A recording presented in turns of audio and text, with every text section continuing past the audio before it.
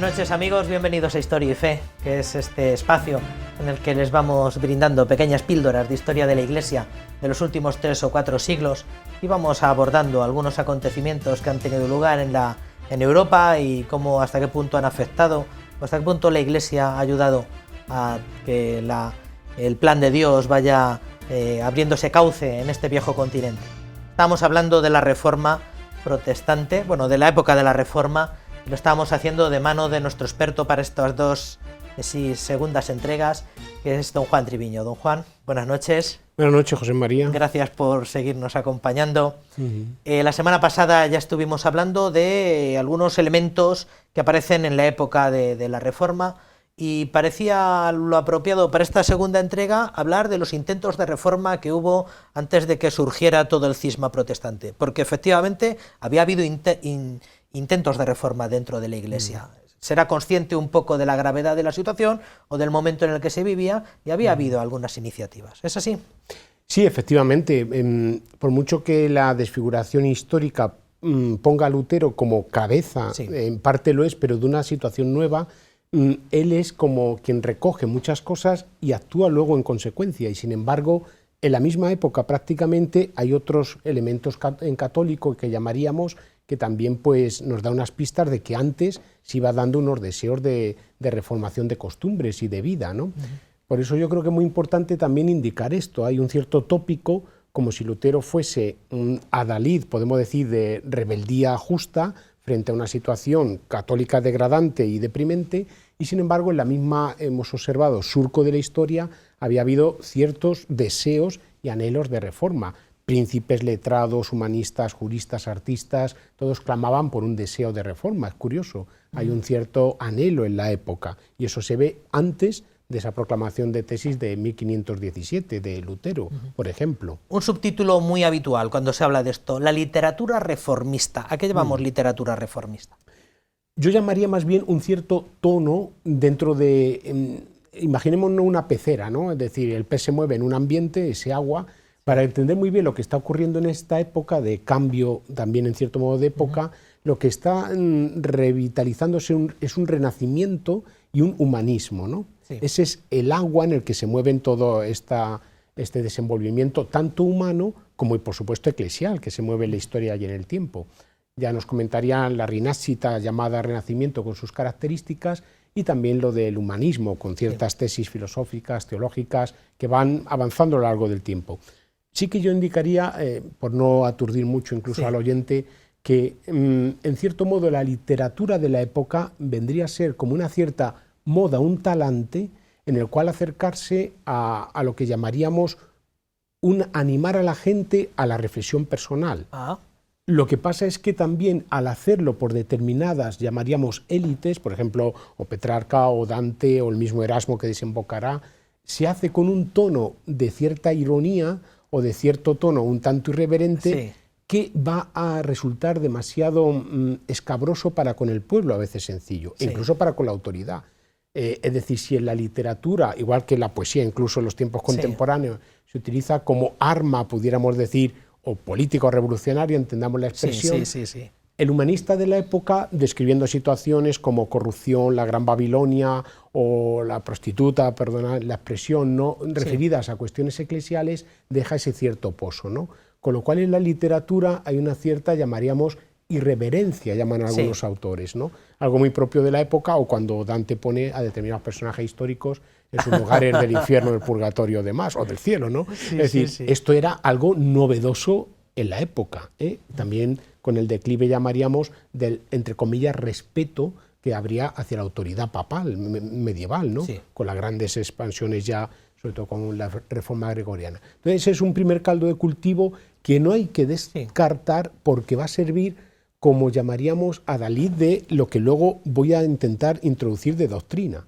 Sí. Es decir, una doctrina puede ser buena o mala, pero si lo incluyes con este elemento, claro, llamaríamos literario, cobra una fuerza grandísima. Luego tienes la expansión de la imprenta, 1492, ediciones de la Biblia de lo primero, y luego expansión de todas las tesis desde las universidades, y tenemos un caldo de cultivo pues, que puede servir para bien, iluminar conciencias, o para también facilitar, como llamaríamos, una cierta altivez intelectual, ¿no? Humanista, sí. Un tono como de cierta crítica, muy típico de la época, ¿no? En el siglo XX lo hemos llamado la batalla cultural, claro, que es lo primero, ganar la batalla cultural y después ir adoctrinando. Un segundo elemento que también se pasa un poco por encima o a veces se ignora es que hubo intentos dentro de la Iglesia, eclesiales, solemnes, por solucionar diversos temas. Por tanto, hubo concilios, no sé si provinciales o locales, previos a Trento, del que ya hablaremos largo y tendido, por tratar de abordar todo esto.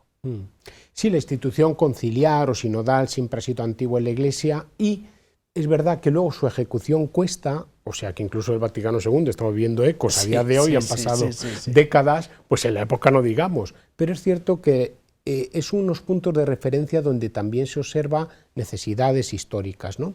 Por lo tanto, es verdad que en 1414, más o menos en 1512, que es el último de Letrán y el primero llamaríamos también de los concilios de la época conciliarista, el de Vienne que es en 1312, en esos 2 siglos prácticamente generales hubo 3 o 4 concilios, con lo cual indica una cierta decadencia. ¿Por qué?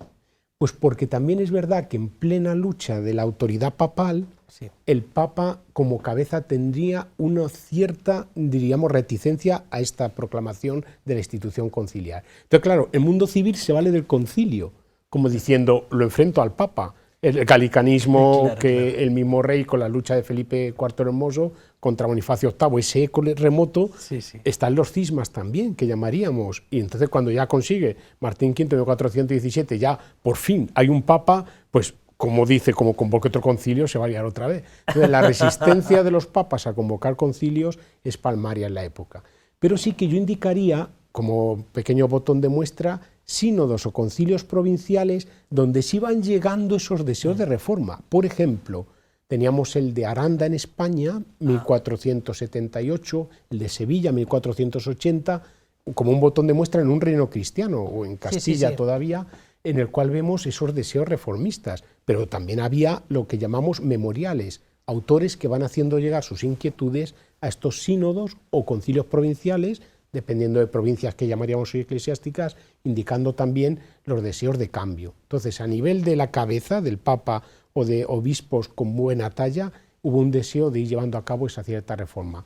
Poco a poco van a ir aflorando y culminarán, eclosionarán en Trento, ¿no?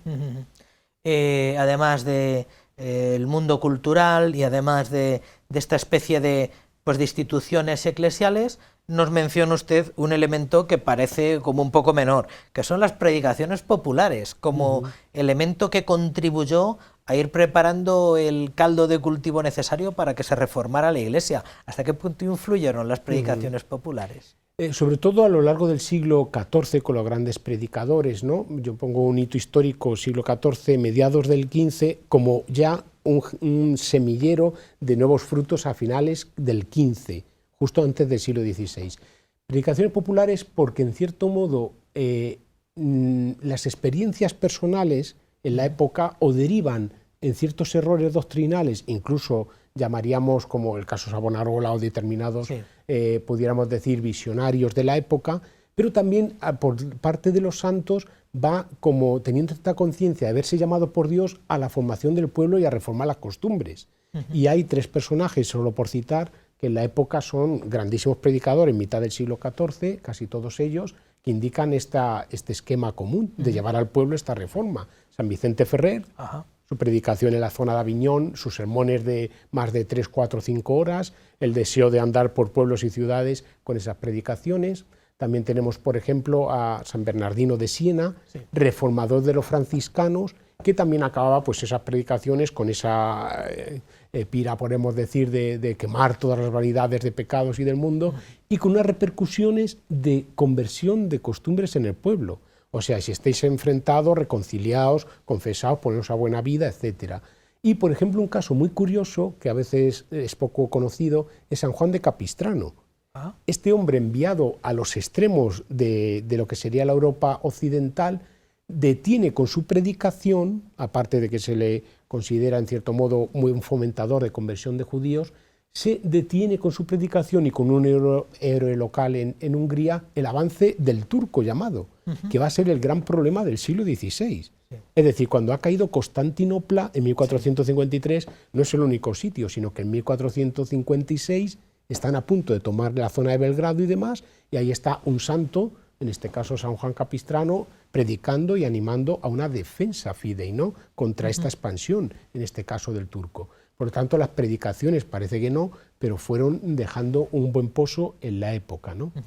Enlazo en este sentido con un siguiente punto que pudiéramos ver a continuación de la zona italiana, para luego centrarnos más en España. Sí. Si me permites un momentito, fíjate qué curioso es que luego en cada, diríamos, lugar de la Iglesia tiene unos matices propios.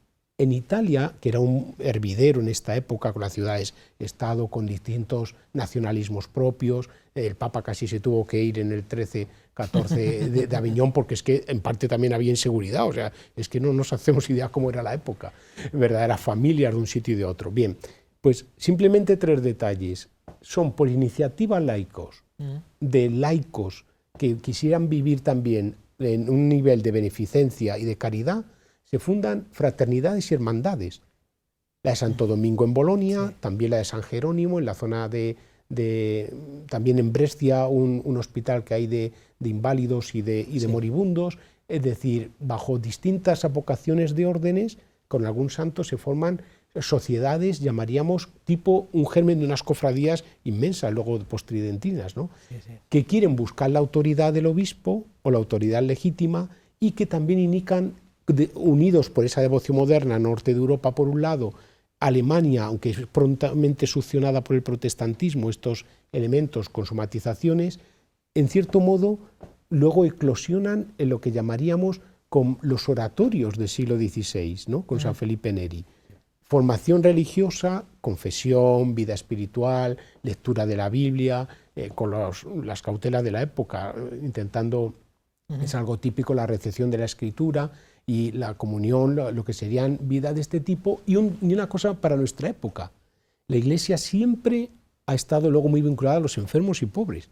Entonces, pululando tantos enfermos, estas asociaciones tenían un elemento común, la atención a pobres y necesitados, en Toledo se llamaban vergonzantes, ¿no?, con Cisneros, y la atención también al apostolado, con lo cual vemos ahí toda una red, llamaríamos de abajo arriba, en Capitetum Membris, pues también de los miembros hacia arriba, buscando luego la confirmación del obispo papal, de sus asociaciones, para también desarrollarse. He dejado un botón de muestra en Italia, también en Francia, con algún autor, Jan Stagno, que quiso la conversión del clero. Estamos ya a finales prácticamente del siglo XV, 1497, cuando ya Lutero ha nacido, que nace sobre 1484, por ahí, ¿no? Entonces, estamos viendo que no es que haya algo Lutero en lo que es novedoso, sino que hay una corriente donde él recibe otras cosas y actúa de otra manera. Esto históricamente es muy interesante. Y si en el programa anterior nos decía que uno de los indicadores de la crisis era la decadencia dentro del monacato y dentro de la vida religiosa, uno de los gérmenes que también nos propone es cómo se trata de renovar las órdenes religiosas o cómo surgen órdenes religiosas nuevas. Sí, efectivamente, también la vida religiosa dentro de la historia de la Iglesia es riquísima y forma parte, pues a mí me gusta a veces mencionar que la historia de la Iglesia parece que la abarca la de un lado, de otro, ¿no? Entonces, cuando hay papas muy santos, parece que la vida religiosa declina. Cuando la vida religiosa está más pujante, el papado está debilitado, los laicos afloran en determinados momentos, o sea, es apasionante, ¿no?, ver cómo la Iglesia ha ido a lo largo del tiempo. Pero lo que indicas es cierto, es decir, en la época, muy brevemente una pincelada, se da lo que se llamaría la observancia, es decir, cómo reformar órdenes, llamaríamos clásicas, y las nuevas. Entonces, el esquema, por no abrumar al oyente, sería muy sencillo, es decir, vincular una persona ya reformada o con los ideales asumidos, con un cierto tono de vitalidad, de cierto prestigio, honestidad o santidad de vida, ponerle en la dirección de algún sitio, normalmente con algunos compañeros y demás que quisieran vivir esa vida, y invitar a accederse a ello. El problema está en las resistencias del modus vivendi que pudieran darse tanto de parte de congregaciones que viviesen, entre comillas, relajadamente o mal su ideal o su carisma, o de las mismas resistencias de los poderes civiles. ¿Por qué? Porque pierden las rentas o porque pierden también el dominio de determinados, llamaríamos, cuestiones temporales. Entonces, eso es muy típico en la época. El Espíritu Santo suscita santos, por ejemplo, empiezan a fundarse los teatinos a principios del XVI con San Cayetano, también están los omascos, San Jerónimo Emiliani, o están también pues, los barnabitas con San Antonio María Zacaría, o también pues, Santa Ángela de Merici con las Ursulinas. Empieza a haber un florecimiento de muchísimas realidades que suscita el Espíritu Santo, porque en la historia de la Iglesia los santos han salido de parte de Dios al encuentro de la Iglesia y a veces a su salvación. Por un paralelismo, en el siglo XIX, siglo durísimo, fijémonos la cantidad de floraciones que ha habido de congregaciones, asociaciones de atención a pobres, necesitados, etcétera. Algo parecido vino a ocurrir en la época, ¿no? Yo creo que han sido los dos momentos más florecientes para la vida religiosa o para las nuevas congregaciones, nuevas formas de vida religiosa. Esta que dice y después el siglo XIX, donde todo... Bueno, visto todo esto, nos ha presentado pormenorizadamente algunos indicadores de la crisis de finales de 1400 y nos presenta algunos indicios de que algo nuevo estaba surgiendo también en aquella época. ¿A qué llama don Juan elementos comunes de la Reforma Católica? Yo le llamaría, en cierto modo, contando con la época, al modelo o ejemplo que se da, por ejemplo, en Castilla y unido ya al unificado el Reino de España, que viene a ser como un crisol de lo que recibe antiguo y lo que proyecta nuevo. Es una época muy fustigada, también incluso, aparte de la leyenda negra, nos entretendremos, y no es orgullo patrio, ni es tampoco hacer ningún tipo, porque entre otras cosas grandes profesores como Uves Jedin o otros autores extranjeros indican como la gran aportación de Castilla o de los reyes católicos a este momento histórico, que la Iglesia vive en su momento, no es ni mejor ni peor, es lo que le tocó vivir. Entonces, yo lo llamaría elementos comunes a cosas nuevas que van reformándose y recibiéndose y que van a ser el semillero de Trento en concreto. Por eso, ¿por qué es importante conocer la realidad, en este caso de Castilla? Porque aporta unas realidades que venían en el surco de la historia y que florecen luego. Yo indicaría 3 pistas. Una de ellas es lo que sería una reforma antigua desde Pedro Tenorio, el famoso obispo de 1375 y sus deseos reformadores en Toledo, que lo proyecta, ¿no?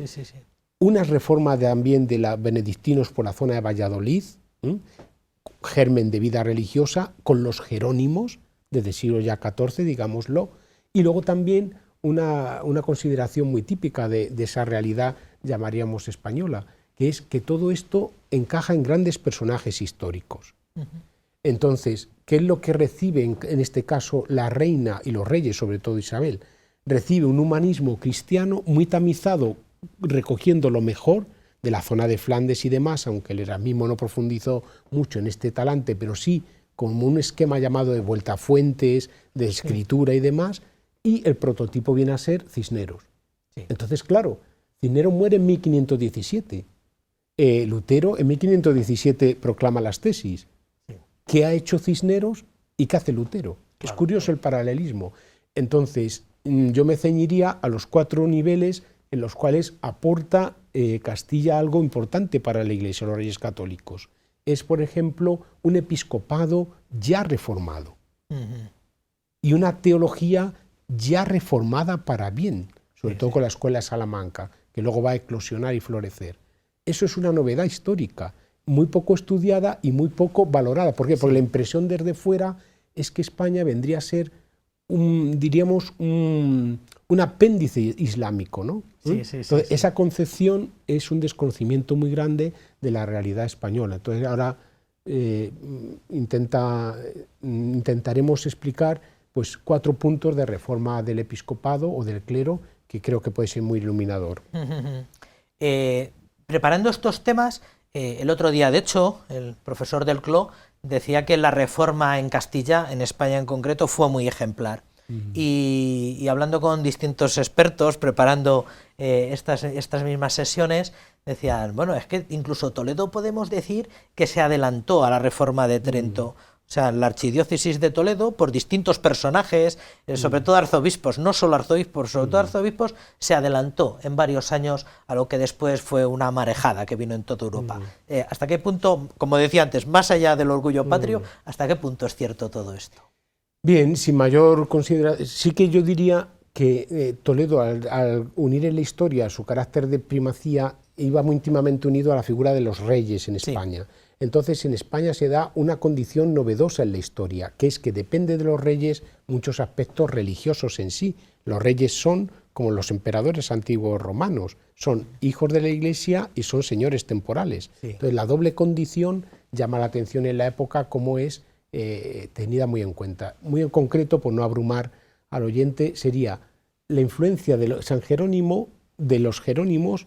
Sí. ¿Por qué llega? Pues Fray Hernando de Talavera, confesor de la reina Isabel, que cuando la reina va buscando confesor, era costumbre medieval que también pues se ponía de rodillas el confesor ante la reina y la absolvía. Entonces le dice, no, mire usted, que esto es al revés, usted es la penitente, arrodíllese. Entonces la reina dijo, este es el que quiero. Claro. Este ejemplo, que parece muy, diríamos, banal, sin embargo muestra ese cierto grado de reforma interna que se fue dando, por aplicación también de esas normas de los sínodos, que, por ejemplo, el de Sevilla de 1480, todavía casi no había nacido Lutero, y ya se indica 4 claves de reforma que se aplican en España, sobre todo con los obispos. España ofrece un episcopado en cierto modo gran reformado, también con sus debilidades como en todo sitio, ¿no? Pero 4 claves muy rápidas. Sí. 1, para los obispos, que sean naturales de estos reinos. ¿Para qué? Para favorecer el contacto pastoral directo. Sí. Era muy común en la época que nombraban un obispo de un sitio por sus rentas y no pisaba nunca la diócesis. Pues una de las condiciones es naturales de estos reinos, ¿no? También para que, en segundo lugar, los ingresos, pudiéramos decir, del pueblo fiel repercutiesen en su propia dinámica, ¿no? Otro clave que ellos también ponen para cortar abusos de ese tipo sería también extraídos de clase media, es decir, para evitar que el estado episcopal o lo que sería la clerecía se convirtiese como en un almacén de la nobleza o como un mero recurso temporal, ¿no?, de bienes, con lo cual ahí cortan también muchos aspectos. Una clase media para, podemos decir, estabilizar lo que sería la atención a la gente más corriente y no moverse en un nivel de una cierta aristocracia o cortar ese cursus honorum de lo que sería la carrera eclesiástica. En tercer lugar, muy curioso, que fuesen letrados, no letrados en conocimientos egregios y decir, uy, cuánto sé, sino que tuviesen formación. Es decir, si uno no sabe en qué consiste ser obispo o a qué conlleva, entonces ahí que se da la gran riqueza de los colegios y escuelas. Entonces ya Cisneros, catalizador de todo eso, ¿qué crea? Alcalá. Cuando ya Trento dice que no tenéis seminario, claro, ¿cómo no vamos a tener? ¿Qué dice Toledo? Tenemos Alcalá. Claro. Es decir, vendría a ser colegio, escuela, seminario, ¿no? Bien, como todo unido. Entonces, letrados, que tuviesen letras, y ahí los memoriales que los obispos empiezan a realizar en esta época sobre vidas y costumbres del clero y de sus feligreses son hermosísimos, se veían casi de lectura espiritual. Y un cuarto punto último, de vida honesta.